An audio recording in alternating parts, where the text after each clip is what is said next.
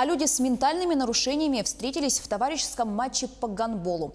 Он прошел между сборными Германии и Якутии в столице республики. Подробности у Ольги Башук.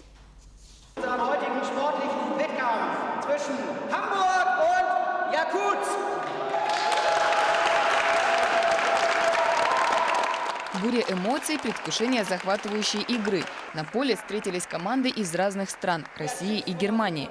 Особенность этих соревнований в том, что в составе команд присутствуют учителя, студенты, школьники и люди с ментальными заболеваниями. Это инклюзивный спорт, и мы вместе играем, мы одна команда, и каждый играет так, как может. Доступное образование для всех, то есть инклюзивное, уже стало нормой во многих развитых странах и начинает набирать обороты и в нашей республике. В Германии как бы это относится к инвалидам, ну, как бы терпимости или как-то. Слово такое забыл.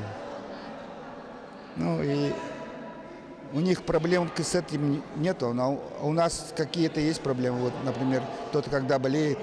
Но сейчас все клонится, что школы наши образовательные тоже, наверное, станут инклюзивным с образованием, наверное, инклюзивного образования. Этот товарищеский матч – показатель того, как спорт стирает грани между людьми.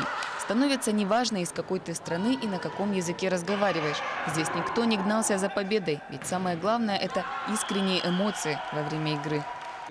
Мне очень нравится, что люди, которые живут так далеко друг от друга, встретились, чтобы посоревноваться. Такой вид общения является важнейшим фундаментом взаимопонимания.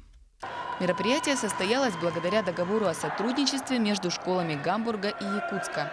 Вот это наш лозунг нашего сотрудничества. Значит, это мосты, и потом каждый человек, который принимает участие в этом проекте, это как мост. Мост между Германией и Россией. Значит, те, которые первый раз в России, они, конечно, побольше понимают, ну, как люди здесь живут, что здесь очень хорошие люди. А те, которые из России, потом в Германии, они тоже такие опыты они получают. И это, я думаю, что очень актуально и очень важно, что люди обмениваются. С 2014 года ежегодно к нам приезжает группа школьников, учителей, родителей из школ Германии. И также ежегодно ездят наши школьники с ответным визитом.